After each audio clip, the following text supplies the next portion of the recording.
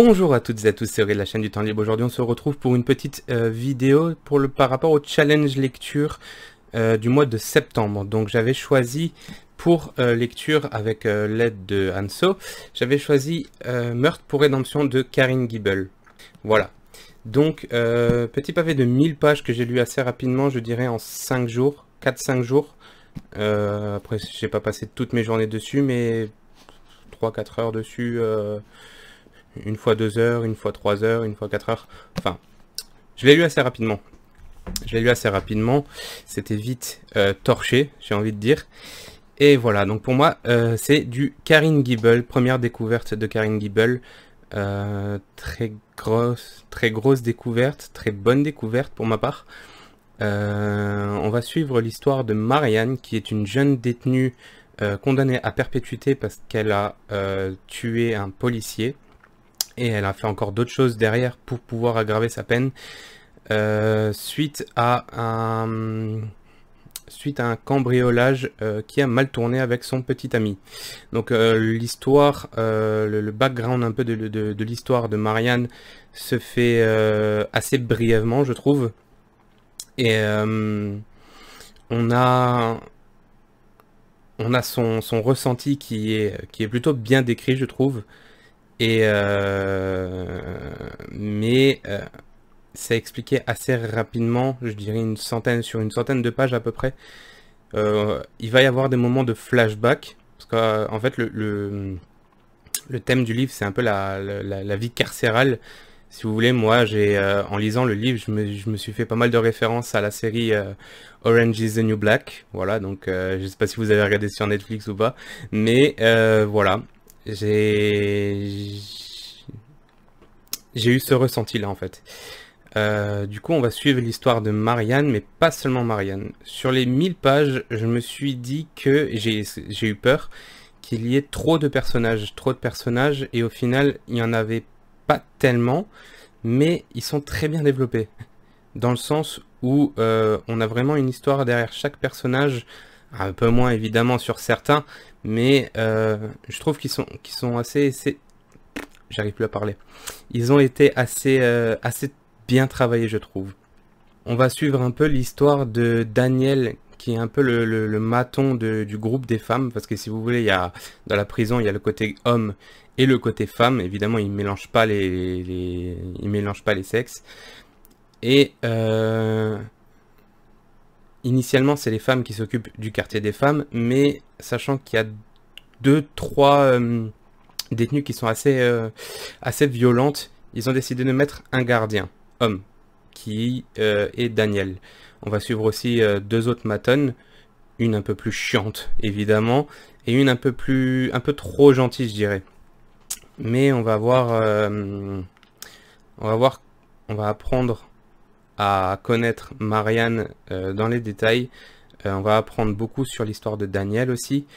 Il y a plusieurs thèmes dans le roman qui sont abordés, genre l'univers carcéral, la drogue, la rédemption, d'où le titre, Meurtre pour rédemption, et un peu l'enfer carcéral, si je puis dire.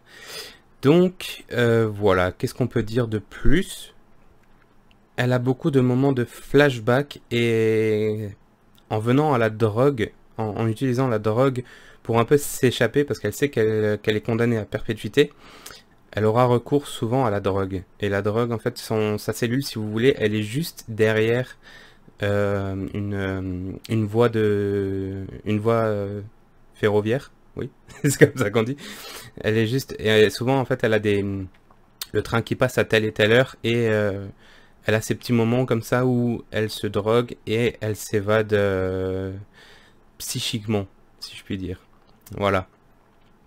On aura une deuxième phase où justement elle va avoir une rencontre mystérieuse avec trois personnes dont on a l'impression qu'ils font partie des forces de l'ordre, des policiers, mais on ne connaît pas encore leur histoire, on ne sait pas d'où ils sortent. Et un jour de parloir, ils vont lui demander d'assassiner quelqu'un. Et elle, sachant qu'elle a déjà perpétuité pour avoir tué quelqu'un, elle va commencer à réfléchir entre soit je suis foutu parce que j'ai déjà pris perpète, soit j'ai un espoir de liberté. En fait, les personnes lui ont proposé de s'échapper, de s'évader, en contrepartie pour effectuer un petit meurtre. Enfin, petit. Donc là, il va y avoir un gros travail un gros travail mental entre les persécutions qu'elle reçoit au sein de la prison. Elle va se demander si ça vaut le coup. Elle sait pas qui elle doit éliminer. On voit qu'elle a quand même un peu de remords par rapport à ce qu'elle a fait, comment elle en est arrivée là. Et on est pris d'attachement, je trouve, pour la jeune Marianne. Donc on va avoir une grosse partie, enfin le livre, on va dire qu'il est divisé en deux parties.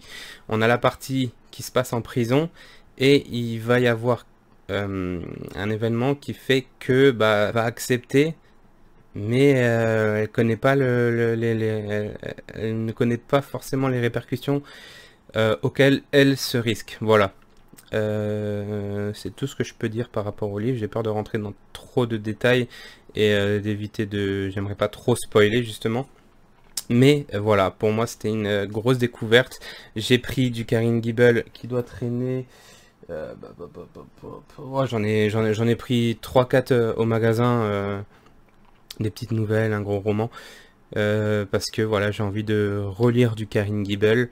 Puis c'est un peu le but du challenge, c'est de découvrir des auteurs. Un mois sur deux, évidemment, c'est du Stephen King. D'ailleurs, le mois prochain, donc pour le mois d'octobre, ça sera du Stephen King. Un mois sur deux, je repasse à un auteur que je ne connais pas spécialement, et justement, je découvre. Donc voilà, je vois pas ce que je peux dire de plus. Très belle découverte, très bonne lecture. J'avais un peu peur des 1000 pages, mais finalement, c'est passé plutôt bien. Et je ne regrette pas du tout, voilà. Donc, prochaine lecture du mois d'octobre, ça sera Dr. Sleep. Donc c'est la suite de Shining.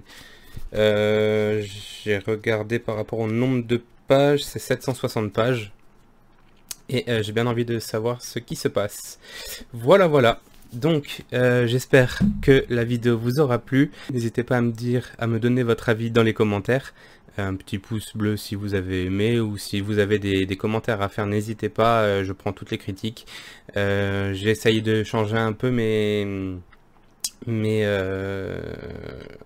la qualité de la vidéo, parce que si vous voyez, je suis éclairé à gauche et à droite. J'ai un petit micro ici, et ce n'est plus mon caméscope qui me filme, mais c'est une webcam dont je ferai la présentation, parce qu'évidemment j'ai refait mon setup, mais ça n'a rien à voir, ça sera une autre vidéo. Je vous souhaite une bonne journée, une bonne soirée, ça dépend à quel moment vous regardez la vidéo, et on se retrouve pour une prochaine. Ciao ciao les gens.